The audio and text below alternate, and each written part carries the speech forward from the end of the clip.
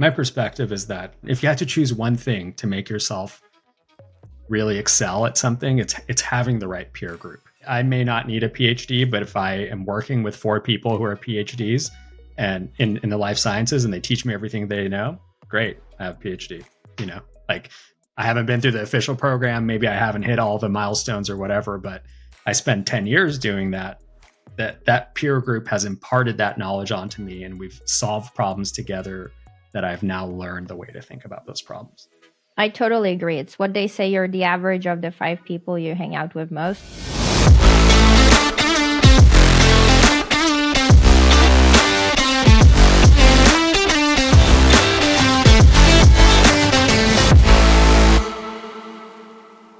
Ali, welcome. I'm so glad to have you. Do you want to introduce yourself? Yeah, sure. My name is Ali Divan. I have a PhD in medical science. I spent some time in academia. I did my postdoc there as well, and then eventually transitioned into the biotech space in San Diego. Spent several years there, and then left to start my own business. And now I'm the founder of Trulitica, where I coach PhDs on specifically in the life sciences on how to break into biotech. So for those of us who are not familiar with medical sciences and biotech, could you expand a little bit on what it is you did and what these areas entail in general? Yeah, sure. So biotech is a little bit of a nebulous term. Up front, it seems like it would be easy to understand. It's just that taking biology and sort of commercializing it and applying technology to it. But there's so many like little subsectors of this, which include biopharma, they include med tech, they include med device, and these things, depending on who you're talking to, they may consider that biotech or they may not consider it biotech. But for me, the easy way to explain it is anytime you're doing anything in biology that either enables others to do biology or enables the discovery of therapeutics or diagnostics or anything like that, in general, you would consider that biotech.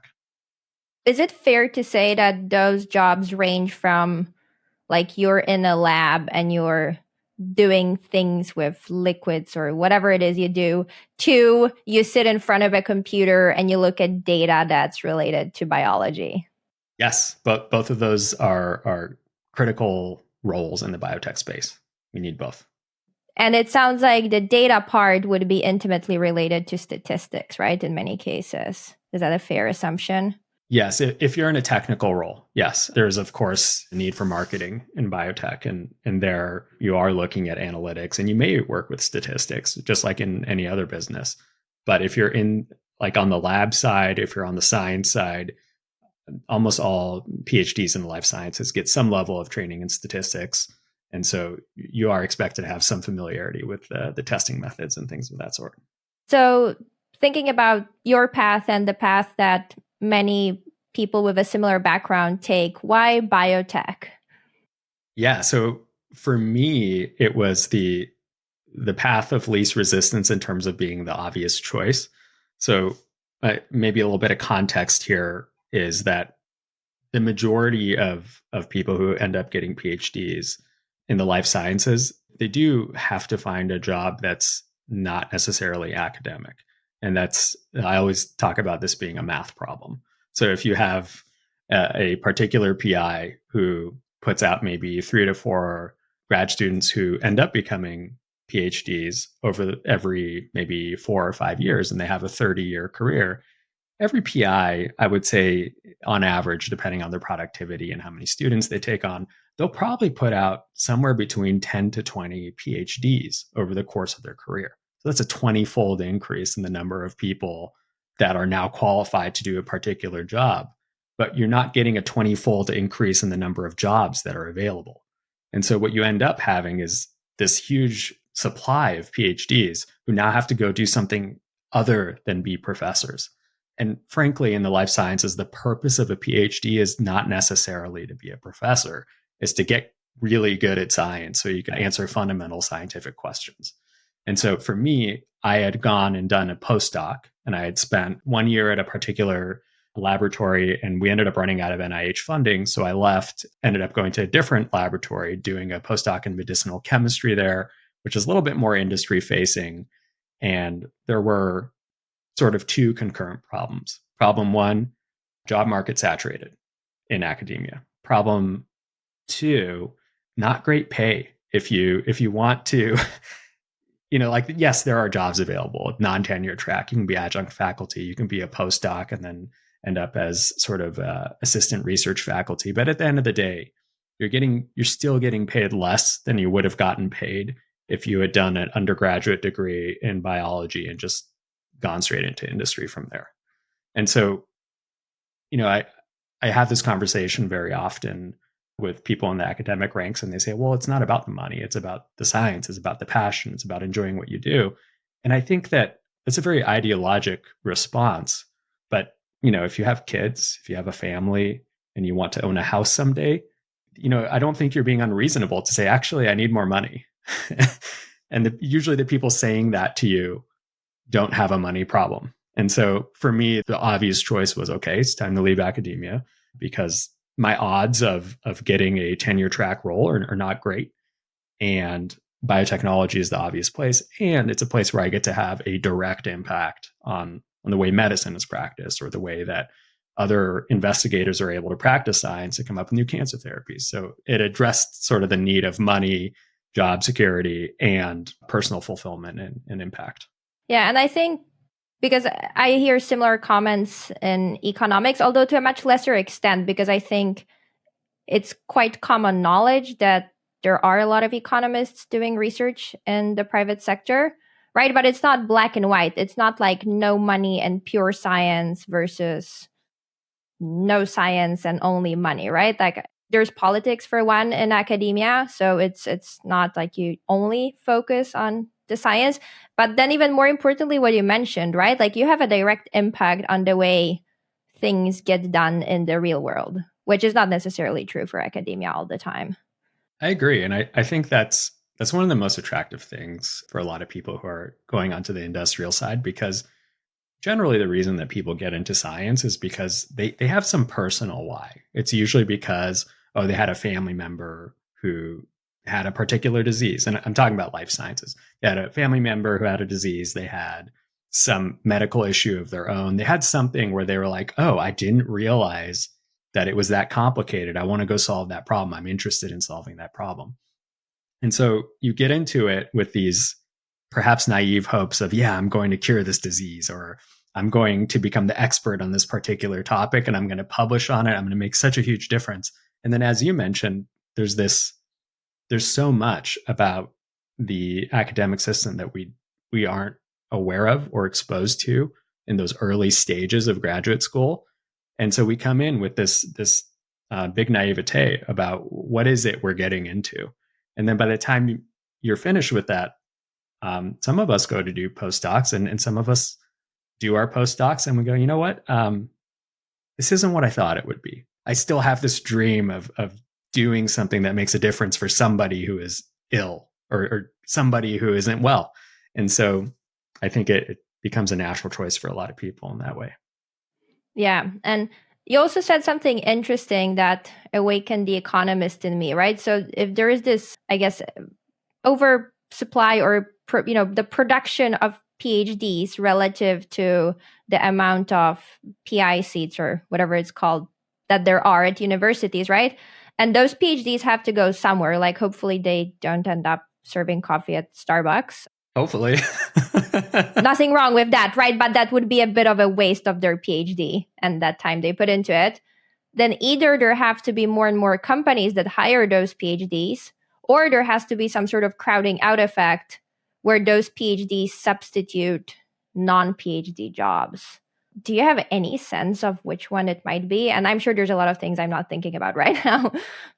I think it's the first one, because very often the skill sets that PhDs get in the life sciences are so niche, and there is a very high demand for them, just not in academia necessarily. You just get a way better salary in industry, and there's a big demand for it. Companies are looking to hire scientists with very specific skill sets. I think the second scenario that you mentioned can happen if the skill sets that the people with the PhDs learned aren't in high demand. Then you end up in a scenario where they really end up in a tough situation, and they need to either go upskill in some way or begin networking and accept a job where maybe their PhD isn't directly relevant. It may be indirectly relevant in terms of their capacity to problem solve and develop methodologies, because my opinion is that at the end of the day, when you are solving a problem, if you understand the scientific method, you will be more effective at solving it. The scientific method is just a way of solving problems. Yeah, so that was my next question, because at least in economics, right, like we do have some distinctions, like maybe a macroeconomist knows different things than an applied microeconomist, but largely we know how to ask questions and answer them using data, right? Like broadly, that's what we do. And especially data that's generated by some sort of economic mechanism like consumer behavior or the macroeconomy, right? So you can apply your skills pretty broadly in tech. And so I'm curious how it is in medical sciences. I imagine the skills are a bit more specific. I think you are able to problem solve. And I think that if you're problem solving in a way that involves coding, you have a lot of options. You don't have to stay in the life sciences. You can go to Amazon, you can go to other companies. But what I find is that so much time is spent on coding in a way that's specific to biological understanding biological systems. And there's just so much nuance there that people want to stay in that. They want to speak to their strengths and what they really understand, because that's what they're most competitive in. And you also spend so much of your time in the laboratory developing these techniques that it just makes the most sense to run with the thing that you're good at. Similar to what you mentioned in economics, we do have these subspecialties within the life sciences, many of them. You can be in microbiology, you can be in oncology, you can be immunology, and there's some overlap with all of them, which enables you to kind of shift back and forth into these different roles. I find that the key determinant of whether you get hired for these roles is the attitude and perception of the people doing the hiring. And what I find is that very often, by the time a job requisition is open, there's already a problem that needs to be solved, and then they're already out of time. Very often, it's already an emergency. It's like we need the solution yesterday. 3 months ago, and so, the challenge here is, can a scientist in the life sciences solve any life science problem? Yes. But the question is how long and how much? What's the cost? And the answer is 3 months ago. Right? That's how long. And so what you end up getting hired for is the things that you really, really have experience in troubleshooting and understanding. And that's one thing I make really clear to all my clients is, if you're going to put something on your resume, it can't be something that you've done once. It can't be something that you've sort of checked a box. You have to be able to do that thing independently and troubleshoot it and develop it from scratch. Put that on your resume. You would think that if someone has a project on their resume, they're able to talk about it with quite some degree of detail. And the number of times I've asked people who are PhD students or recent graduates about a project on their resume and they're not able to tell me anything, it's really astounding. I think it's a mindset thing, because at least in the life sciences, the way that we're trained is to present and discuss things that the laboratory is doing, because the purpose of all presentations is to highlight the science and to highlight, in many ways, the PI, because I think the result that they're always aiming for is publications and more grant funding. And so that's when the lab becomes important. And so all the training on how to communicate value is on that basis. And so it's not uncommon for someone who's transitioning from an academic to industrial role in the life sciences to show up to their industry interview and discuss something that's a big problem for the company that they want solved. And then they'll say, yeah, how did you solve that? And they'll say, oh, well, I didn't. That was something one of the postdocs in our laboratory did. And then you'll say, well, then why are you presenting it? And they'll say, well, because this is part of the project. They see things in terms of a project rather than what they did. And so that's just a mindset shift. And once I explain that to them in the same way that you just said, I see, they do that too. They go, oh, so they only care about what I can do? And you go, yes. And stop using the word we. That they're hiring you. Yeah. Yeah. Yeah. That's what I say. I go, they're not hiring your PI. They're not hiring your lab. And when you're explaining something, don't say we, because nobody knows who is we, Say I, and it's okay. Unless somebody else did it. It's a different story.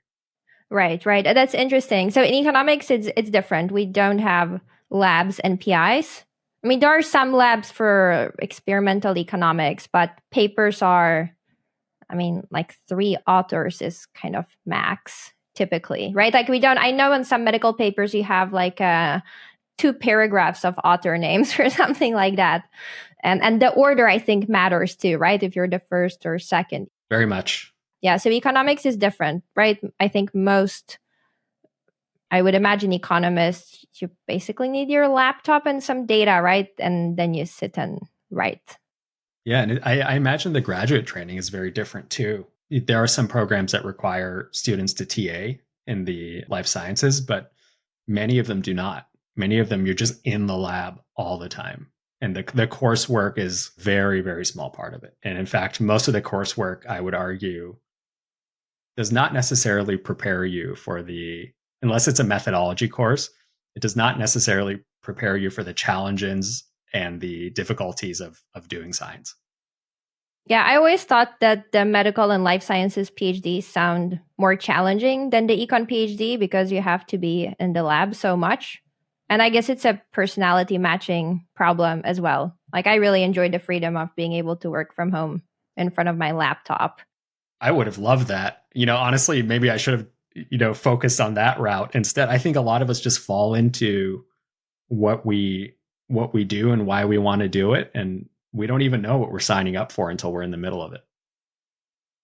And so you mentioned one of the obstacles to getting a job is speaking about things that the person didn't do. What are the other major obstacles you see for PhDs to get into biotech? I think that the major challenge comes with communication. And there are several ways that you use communication. So the first part is in networking. Networking is not something that's really taught in the academic circle outside of going to academic conferences and talking about your science. That doesn't really translate to what networking is outside of that space. And I made this mistake too. The networking that life science PhDs coming out of academia think they're doing is just very transactional. It lacks a sense of emotional intelligence that they actually have. They just have some weird perception of what business is. And so the way that they execute on it actually undervalues them. And so, as an example, a very typical thing, I get these messages at least 3 times a day, is I'll get someone reaching out and saying, "Hey, I found what you're doing very interesting. I am interested in this research topic and I want to get a role in industry. Can you please look at my resume?" And they think that's networking. And what I tell them is, look, and I say this to my clients. I don't say this to people who cold message me, but when I say this to my clients, I say, look, they don't know you and they probably don't have time and they probably don't care what your research interests are because they have their own lives. They're people. And on top of that, why would they look at your resume? To what end? Why would they give you something that's so valuable that they can never get back? Why would they give you time? First, you have to build a relationship. Second, you have to make sure that they are the right person to ask. Just because they have a job in industry doesn't mean that they're going to take you under their wing and be your mentor. You have to ask the right questions and don't ask for a meeting if you don't have a clear objective on why you would have a meeting. Meeting just for the sake of meeting somebody is not helpful to either of you. And so this is one part of it is how do you send a cold message, and how do you identify people that you should be cold messaging? And so that feeds into the data part of how I help people. And so this is sort of, I call it market research, but it's really using very simple Boolean searches to search based on your skill set and let your skill set inform what jobs come up as good fits. And of those, then you look at the jobs and you ask yourself, in terms of the requirements, which one of these am I at least an 80% fit for? That's sort of my criteria, is find something that you're 80% fit for. And based on that, very often they'll find, oh, you know what? There's a pattern in the titles and the companies that keep coming up. And it's not the same for every person because you have different skills. And so then we work together and I say, okay, now we have these 10 companies that might be a good fit. Let's take a look at their history. Let's see if they're publicly traded. How's their stock performance been? If they're not publicly traded, when was the last time they got funding from investors? Regardless of whether they're public or private, what's their layoff track record? Now we can whittle this group of 10, 15 companies down to 5 companies that are relatively low risk and match your profile pretty well. Then we ask, okay, this job listing that we found, which department was it in? Okay, what was the title? Who should you be? What should the title of the person be that you're networking with within that department? And I usually tell them whatever title is appropriate for you, network with people that are one level below, parallel, and one level above. So if you're looking for a scientist 2 role, reach out to people who are scientist 1, scientist 2, and then potentially senior scientist and or manager. That's a good, you don't like, for some reason people think like, oh, I need to network with the CEO. And I'm like, no, no, they don't even know what you're talking about, like especially at an enormous company.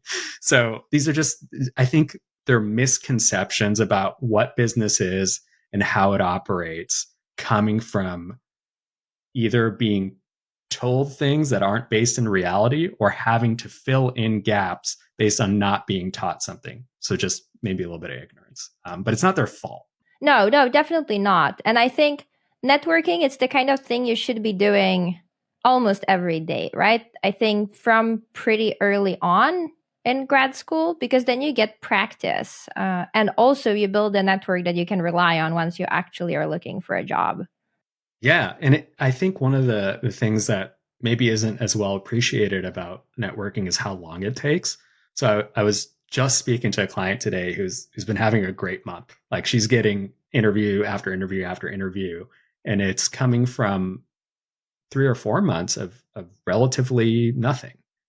And so I asked her, hey, what do you attribute your success to this month? What do you think is happening? And she said, a lot of it has been from the network that I've been building. I've been getting referrals from there's these 5 people that are just huge advocates for me. And they're just constantly reaching out and they're all about helping me out.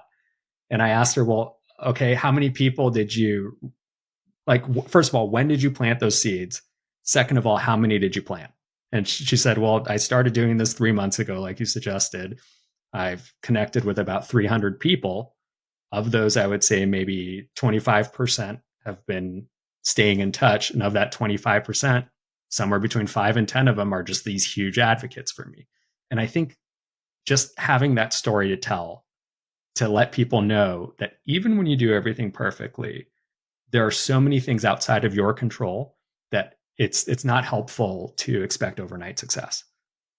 What the success that you'll see 3 months from now starts today. Yeah. And I think the number you said, 300 people, that's a number that people need to hear, right? It's not you write to 10 people or you write to 20 people.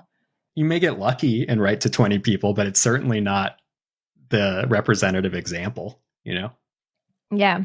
And I find that when you network and you do cold outreach in whatever form it is, right? And for example, for me, it has evolved over the course of my career from being a student and looking for internships to now I seek other type of connections and I still do a lot of cold outreach. You refine your strategy, right? It's not something that I've learned to network and I'm good now, right? Like it's something you keep doing and it's really interesting and gratifying because you meet people and ideas you really don't see, right? Because you have a limited number of people that you see in person in everyday life. Yeah, I would say it's very much an art, and it is very much iterative. And one of the things I tell people is you don't have to get it right. You don't have to get it right from the beginning. You don't have to be perfect. If you do something and you get it wrong in a week, no one's going to remember. Don't worry. You're not on the forefront of people's minds. Just keep trying to. And I compare it to high throughput screening, which is something we do in the life sciences where we'll say, okay, we're testing 5,000 molecules. We don't need an N of 10 for each one. Just do an N of 1. We just want to see, is there an effect? We're looking for a very big effect size. and we'll false negatives we'll live with. That's fine. We just want to make sure we get some positives. And you'll get maybe 10 hits. Okay, cool. Run with your 10 hits. And when I explain it that way, they go, oh, so I don't have to like go viral and get like canceled or whatever. I'm like, no, like nobody knows who you are. It's fine. Don't worry about it. Nobody knows who I am. Like you don't have to act like you're some celebrity who's going to get your show canceled if you say the wrong thing. And you're not saying the wrong thing. It's not that big of a deal, you know? Yeah. And I think, as you said previously, the biggest mistake people can make, which still is totally okay to make, is having this very transactional approach in the outreach. And so, what are the biggest predictors of success you see among your coaching clients?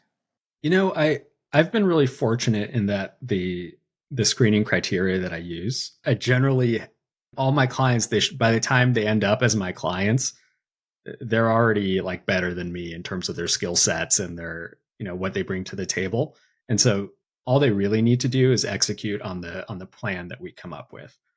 But in terms of just in general, what can people do to set themselves up well for a career in the biotech space? I think it is really beginning networking early is the first one. I think the second one is paying attention to the skills that they're learning and following the news. All you have to do is go on Biospace or Fierce Biotech or Fierce Pharma. They're all free articles, and just read the news every day. You'll very quickly find out what companies are VCs funding, what tech are those companies pursuing, and make sure that that's the thing you're learning, because in 3 or 4 years, that's what's going to be continue to be in demand. And so, as an example, today the hot jobs are gene editing, antibody drug conjugates, cell therapy. Those are like the hot ones, and then the ones that are continuing to grow but at a slower pace because they're starting to become a little bit more dated are some of the omics-based technologies. Now, those are evolving, and now we have things like spatial biology and things of that sort. But all you have to do is just pay attention to where the money's going, and that's where you need to go. Because ultimately, the money is going towards things that are going to make a difference in the clinic.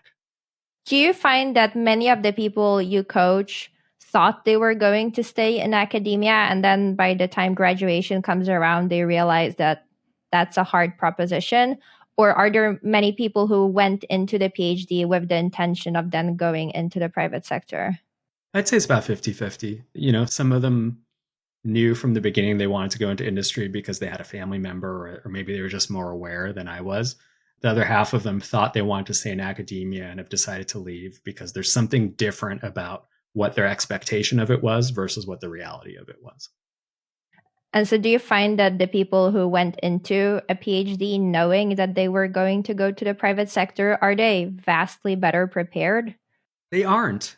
There's almost no difference in their preparation. That's what I find to be somewhat amusing. But I guess that makes sense because the people who are preparing them do not have the tools to prepare them for success outside of the academic world. You can't know what you don't know. So if your mentor is someone who has gotten really good at being successful in academia, that's what they can teach you. How would they teach you a skill that they haven't gone out and acquired themselves? Right. And it sounds like the departments don't really have an incentive to do things like, here's the data feed from VC funds that tracks what biotechnologies they're investing in so that you can optimize your coursework. Right. There really isn't information like that. Interesting. Yeah, the information is out there, but they actively do not pursue it for two reasons. One, it's considered like taboo or impure. There's this thought process among a lot of traditional individuals in academia that business is bad, business is dirty, and if you wanted to go get a job in industry, you've sold your soul because now you're going to make a bunch of money and work for profit, and you can't, you know, whatever the narrative is there. So that's one part of it. Is it's like a cultural thing. The other side of it is that, as you mentioned, there's no incentive, and I'm a big proponent that incentive drives behavior. You're preaching to the choir. I mean, I'm an economist, so I'm not going to contradict I said you. that. I said that to make you smile. But, you know, the things that are incentivized for professors in academia are publications and grants. and sometimes service to community and membership in societies and things of that sort. I haven't seen metrics that would change behavior. The metrics that are tracked aren't really the things that help students get good jobs when they're coming out of graduate school. And so one simple proposal that I've made, and I found that if anyone is going to be receptive to what I'm sort of advocating for, it's generally deans of graduate schools. They seem to have a pretty good sense of the job market, what their students' needs are, and what the big challenges are. Their main issue is that they can't get the funding to support it. But when I've spoken with them, what I say is like, what if there was a metric that just tracked the median salary of graduate students on a departmental basis 2 years after they get their PhD? Wouldn't that be a great way? Like, if first of all, nobody measures it because the number is like $40,000, I'm pretty sure. Well, because most of them end up doing postdocs. And as a postdoc, I think NIH is now raising it to like 60,000 or something like that. But it's embarrassingly low. That's mind blowing with all of that education, right? And the ability to problem solve, that you wouldn't be making more. I know. And then when you say that, the response you get is, well, it's not about the money, it's about the science. As if they're binary. It's like, well, why don't you do both? That's why everyone's leaving, you know? And so those numbers aren't reported. And what I'm trying to do is, one, convince universities to put resources out so that those numbers can be high, and then report how high those numbers are so that they can recruit more PhDs. It's good for them. It's good for the bottom line. Also, it's good for, if you just think about GDP, what's better? Someone making $40,000 a year, not innovating anything and being miserable, or somebody making $120,000 a year, putting IP out there into the world and increasing our GDP and making the economy stronger? What's the better solution, you know? And so there's strong arguments, regardless of whether, you know, like I have different arguments for what, depending on what your political stance is, but regardless of what your political stance is, there are arguments in favor of doing this. I think that if we can get universities on board to see the value of preparing their students for the industrial world, and specifically I'm talking about graduate students, because I think that the career services does a pretty good job with undergrads. It's just too niche for graduate students for them to be able to speak to that. I think if we can do that, it's in the favor of national defense, it's in the favor of the economy. And, you know, universities are the ones always talking about equity. Well, where's equity for all the people with the PhDs getting paid next to nothing? You know, if you really want to be inclusive and you really want to practice what you preach, pay people what they're worth. You know, do something to prepare them for success in the future. And so those are the arguments that I make. Right. And it seems like it's quite different when you compare it to the econ PhD, because I think econ postdocs are better paid. I mean, I don't have any statistics on that, but I would assume they are. But also because we kind of naturally sit closer to the industry, right? Like our skill set is very kind of, I guess a layman can understand how the econ PhD skill set would be applicable at a tech company, right? And maybe the bioscience PhDs are so niche that the knowledge just isn't out there as easily. Yeah. And it might be a tough translation, you know? Like if I am really good at culturing cells and I'm like, yeah, I'm going to help you develop this SaaS product that has nothing to do with biology, you go, how? How are you going to help me with that? Right. But so it sounds like there's a knowledge gap between the industry and the students, right? Like as the average econ PhD student, I could go to a semi-randomly chosen tech company and tell them how I can bring value more or less easily, right? Like how does this knowledge gap get bridged, right? So you have all of these tech companies or biotech companies that hire biotech PhDs in different areas, right? And then you have all of these biotech PhDs that want better paid jobs. I guess that's where you step in, right? So yeah, the knowledge gap isn't hard skills. It's soft skills. That's the knowledge gap. It's learning network. It's learning like just at a very basic level. What's the difference between a CV and a resume? The answer I get is, oh, a resume is just like a shorter CV. That's not true. A resume is a marketing document that speaks specifically to the pain points that are in the job description. A CV is your life story. And what you're trained to do when you're writing grants in the biology space is write your CV as if like as if it's like a pageant. You know, like here's my impact and contribution to science. Here's all the wonderful things I've done. Here's all the societies I'm part of. Here's all the awards I've gotten. It's me is what it's all about. And out in the business world, nobody cares about that. They care about how you can solve their problem. And so helping them think about, look, it's not about what features you have. It's about what that person gets. And what they get had better be related to the problem they said they had. So a lot of it is that. Right, right. That, I mean, it's really fascinating that it is a communication problem. And I guess that's encouraging in a way, right? It's not like they need to go and take 8 more courses on, I don't know, like whatever it is, the technical stuff that you do as a biomed student. And so how did you get into coaching PhDs? Yeah, so I kind of fell into it on a volunteer basis. So when I left my postdoc to get a job in industry, I was at the University of North Dakota, and that's Midwest, and there's not a lot of industry, not a lot of biotech industry in North Dakota. And so I sort of became known as the guy who went to industry. And so graduate students and postdocs and other people would reach out and say, "Hey, I heard you found a way to get this job. How'd you do it?" And so I just kind of help them on the side and say, okay, well, send me your resume. Oh yeah, that's way too long. Oh, take that off there. Oh, there's not enough white space, things like that. And then I'd help them prepare for interviews, and I just ask them a question that the appropriate answer would be 30 seconds, and they would talk for 15 minutes. And so I'd say, okay, here's how we're going to talk about this high level. So we kind of did this. I just did it because, it wasn't that much work for me to help one person out every 6 months or something. And a lot of those people ended up getting jobs. And so that was something that I kind of held on to as a reference point of like, oh, hey, this is like this fun thing I do in the background. Then when I was in my industry roles, I was very often in management roles where I had direct reports. And so most of what I enjoyed about that was mentoring people and spending time with people one on one. Say, okay, let's work on your goals. Let's work on how we're going to achieve these things. What do you need? How can I help you? And so it ended up becoming clear to me that the thing that I enjoyed the most was one on one relationships where I could just sit with somebody one on one and help them be successful. And so I ended up at a point in my industrial career where I had to make a decision. Did I want to move to another company and start over somewhere and, be responsible for some product launches and some other things? Or did I want to venture out on my own and try something new? And so when I did first try this new thing, I wasn't exactly sure what I was going to do. I knew I could mentor and coach people.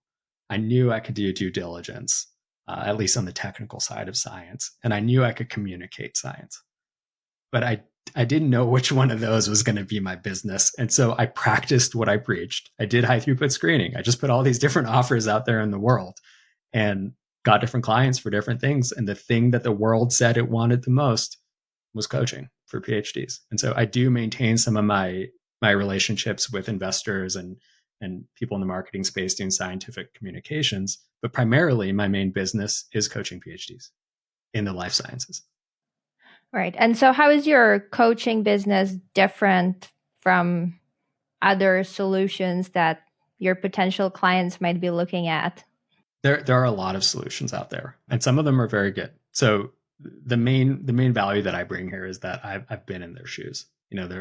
It's very difficult to, if someone says they help all PhDs ever, that's a difficult thing to prove, because as you have already demonstrated, an economics PhD is a very different outcome than a life science PhD. And so if I were to say, oh, I don't care, you got a PhD, I'm going to help you, then I'd go, how? Like what qualifies you to do so? Whereas what I claim is, like, I'm going to help you do the thing that I already did. I know your pain points. I've gone through it. It wasn't easy for me to get into industry, and all of the mistakes that my clients make, I've already made those. And I've already been on the hiring side of the table. I've seen other people make them. And I've also seen how decisions are made on the industry side. And I tell them, look, you have control over a very small amount of what this process is. So if you don't get the job, it may not necessarily be you. It may be just that the process is convoluted and a little bit messy. But ultimately, what makes me different is one, it's one on one. I don't outsource any of my coaching to anybody else. If you sign up, you're working with me. Two, it's something that I've already done, and I have a pretty strong network in this industry just from having been in it. And so those are the things that my clients seem to value. Besides, some of the other features that I won't get into, but I think those are the main selling points. They go, "Oh, this guy gets me, and he's actually done the thing he's teaching me to do." And I think what you said about being specific to the type of PhD someone has done is important, right? Because, for example, when I speak to econ PhDs, like we really have a very common language. Like I can say very specific and nerdy things and they will understand exactly what I mean. And it's kind of a common way of thinking, right? Like it's actually really interesting, right? Like the going through this 5, 6, 7 year process sometimes, right, creates this very shared way of thinking that makes it very easy to communicate among your peers. Yeah, I think a lot of it is a shared language, and I think that's also true for industry. I think that's part of that transition is that you go, look, I understand your shared language and all the things you talk and care about in academia. And I also understand all the things that people care about and talk about in industry. You don't. Let me help you understand that so that when you come in, you don't seem like an outsider. You seem like someone who's always belonged there to begin with. The thing I feel, I don't know if it gets valued or appreciated enough, is that any PhD in some sort of science-based domain, whether it's math or statistics or econ, or I imagine a lot of these biomedical sciences, creates this kind of scientific way of solving problems, right? Where you have a hypothesis that first you have an ambiguous problem, then you formulate a hypothesis, then you think about the strategy to test it, and then whether it's data or some sort of lab experiment that creates data that really trains you in how to be an independent problem solver. And if I hire someone, right, like if I'm going to hire someone and I can't trust them to go and solve a problem on their own, well, I'm not going to hire them because it just creates more work for me to make sure they did their work correctly, right? Versus if I had someone who comes in and they have a PhD in, I don't know, medical assays that I know nothing about, but I would still assume that that person is going to know how to solve problems on their own. And I could trust them to tell me when they don't know how to do it, right? And that's something that is so valuable. I don't know if it's appreciated enough across the board, although I feel like employers, at least in tech, are more and more aware of the fact that PhDs have this skill set. I have seen a lot of humanities PhDs in tech as well. So it seems that the appreciation for what somebody who is essentially a professional problem solver can bring to the table is it just seems like it's more appreciated on the tech side. One observation I will share with you though is that the way that we're trained in the life sciences, and tell me if this is also the same way in economics, is that we have journal clubs and we'll go over all these. Is journal club a term that you're familiar with? No, I don't think so. Oh, okay. Yeah. So that's so interesting to me. I thought that was like every PhD did this. And so like once a week, we'll get together and we'll review a paper, a publication that was high impact, as it were. And we'll talk about the science. We'll criticize it. We'll look through and say, okay, well, what control did they use for this? And what was the background leading up to this? And well, do we agree with the way that they interpreted these results? What were the limitations of these studies? And so we really, really get good at being analytical and critical thinkers. And it's an absolutely necessary part of the training. What the challenge is once you're done with that training, doing that in a meeting is not appropriate.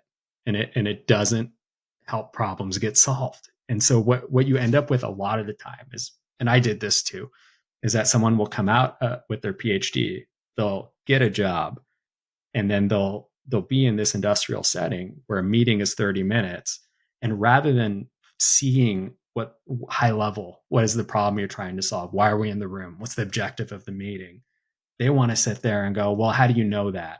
How do you, well, where's the data, where are the statistics on this?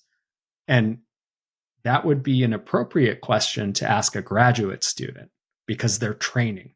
But once you're out there working with professionals, you have to give people the benefit of the doubt that they have that. And that doesn't mean that you don't review it. Of course you review it.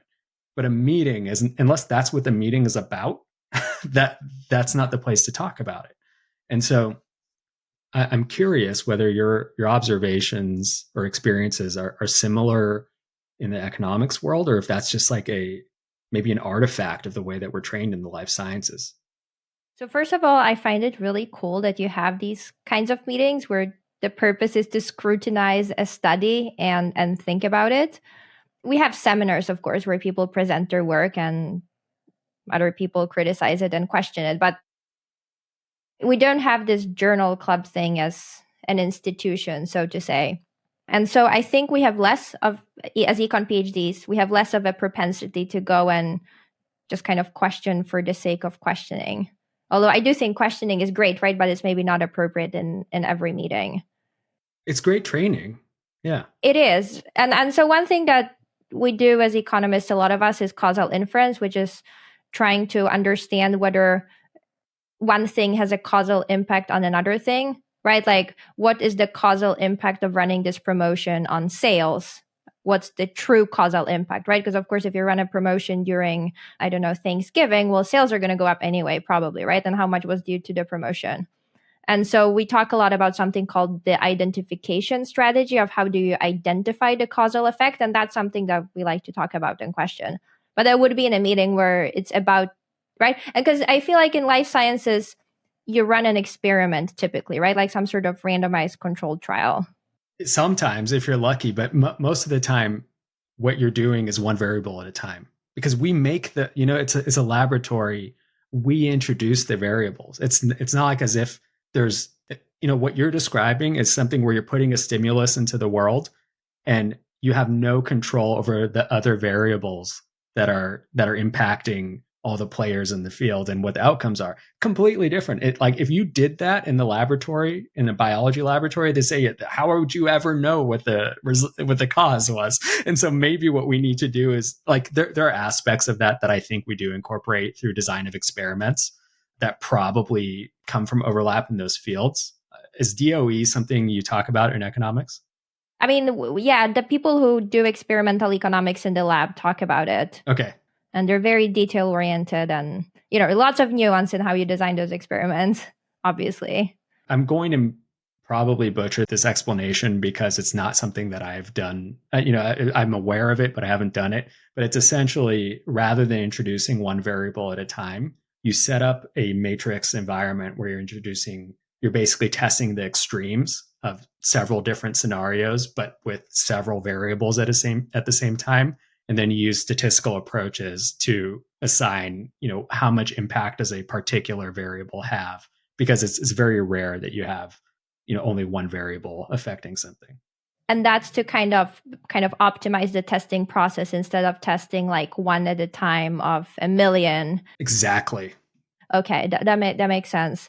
So yeah, in experiments, at least in, say, at tech companies, lots of people run field experiments too, right? Where you will randomize the, I don't know, design of the Uber app and so on.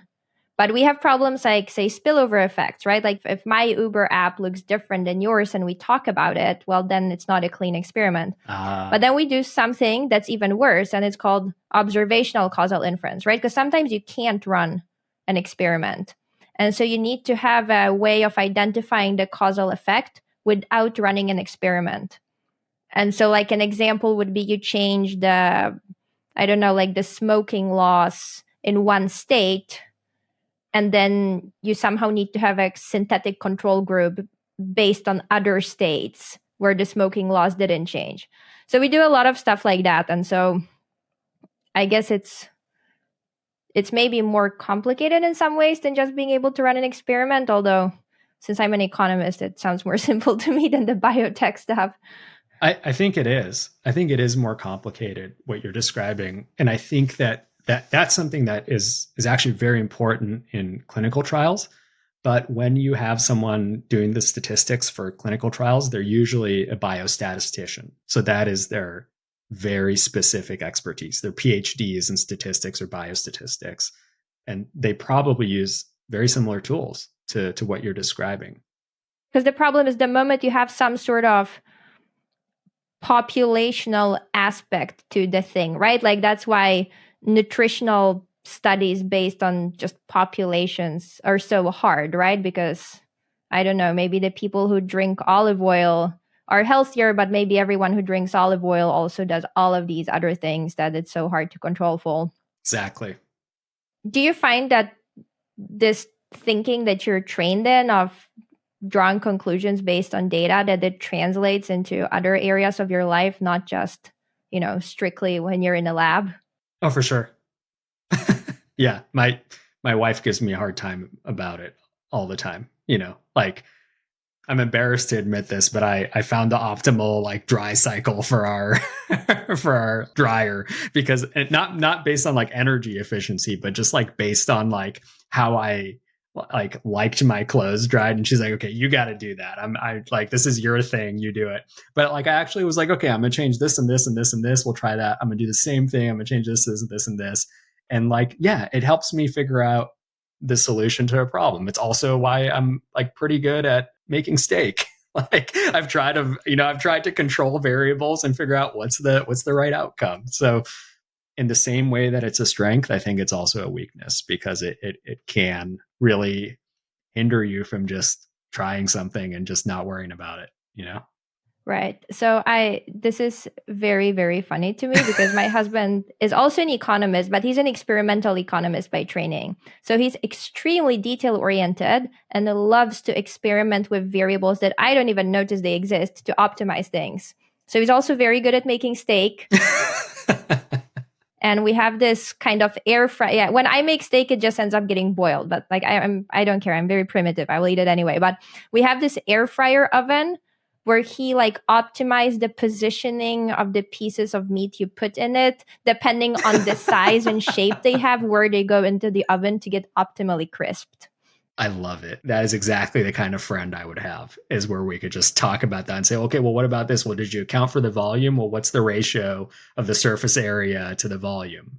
Stuff like that. Yeah. Yeah. No, it's really cool. But I think one thing that I'm really passionate about is I don't want people who don't have the training to think that this kind of thinking, whether it be the experimental mindset or just the general mindset of, say, questioning causality and drawing conclusions from data, you don't need a PhD to feel empowered to think this way, right?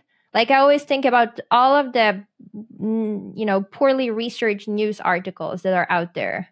And then people read them and they're like, oh, whatever, this causes cancer or this is the next diet, right? Like you can question these things even if you don't have a PhD. Yeah, and I would probably circle back to your discussion of causality. Is that I was actually just thinking this the other day, is like, does the PhD cause you to think this way, or does thinking this way make it more probable that you will select into a PhD program because it's attractive to you?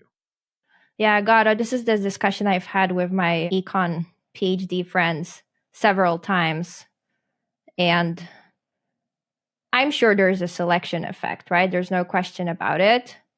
And then there's also a selection effect during the PhD where people who don't meet certain criteria, like we have qualifying exams, at least in the econ PhD. And if you don't pass those, they're after the first year, sometimes after the second, you get kicked out. And I'm not saying they're a perfect mechanism, but to some extent, they are there to make sure people have some, ability to solve problems in a certain way, right? It's like a quality check, essentially. Yeah, well, it is, right? And no quality check is perfect, probably, but it's there. And I'm sure it's good to a certain extent. But also, it does train you into this scientific way of thinking. So it's probably all of the effects we just mentioned. I think so. Yeah, like I would definitely, my ability to solve problems and in a fast and efficient way improved like crazy, going from year one of my PhD to when I actually defended. I got way better at it. So, but I do think that curiosity was probably already there. And I also do agree with you that there's nothing necessarily exclusive about having a PhD and being able to problem solve and think in that way. In fact, some of the best scientists I've worked with have bachelor's degrees. And like we sit there, they've just been doing it for 20 years. And we'll sit there and we'll talk about, well, why is this assay failing? Like, why is it that when we pull all the fluid out of this, it goes up the side of this tube, and we'll say, oh, maybe it's capillary action. Oh, maybe it's this. Maybe it has something to do with the electrostatic interactions or something like that. And we're just sitting there as peers talking. And so I think that there is a lot of value and experience that, coming from the academic circle, we don't recognize until we're more experienced. Like I think we're so set in our ways that a PhD is where you go to learn these extra things that we forget that's not the only place to learn them. Yeah. And I think this is generalizable to, I guess, skills kind of more broadly, right? Where these days there's so much information out there. Now, I don't think you can become, right? Like you don't want to be an amateur doctor who YouTube your way to medical knowledge, maybe. Yeah.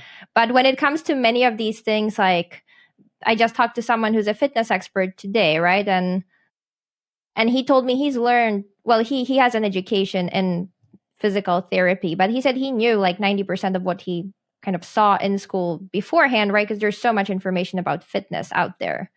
And maybe cooking, I don't know. There's so many areas where, like, if you want to put in the hard work, you can actually learn a lot.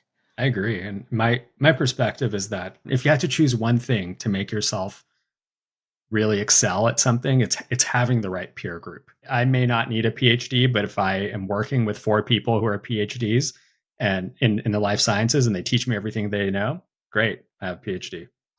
Like, I haven't been through the official program, maybe I haven't hit all the milestones or whatever, but I spent 10 years doing that. That peer group has imparted that knowledge onto me, and we've solved problems together that I've now learned the way to think about those problems. I totally agree. It's what they say, you're the average of the 5 people you hang out with most, or something like that. Yeah, I wasn't even thinking of that. So I think this is a great closing thought, unless there's anything more you'd like to add. No, I can't believe an hour has already gone by. I forgot that this was a podcast for a moment. Yeah, no, this was really, really, really fun. I really enjoyed chatting with you and also learning about all the things that are specific to your industry. Yeah, thanks a lot for this opportunity. I appreciate it. Thank you. And then I'll make sure we put links to where people can find you. Yeah, that'd be great. That'd be awesome. Perfect. Well, thank you.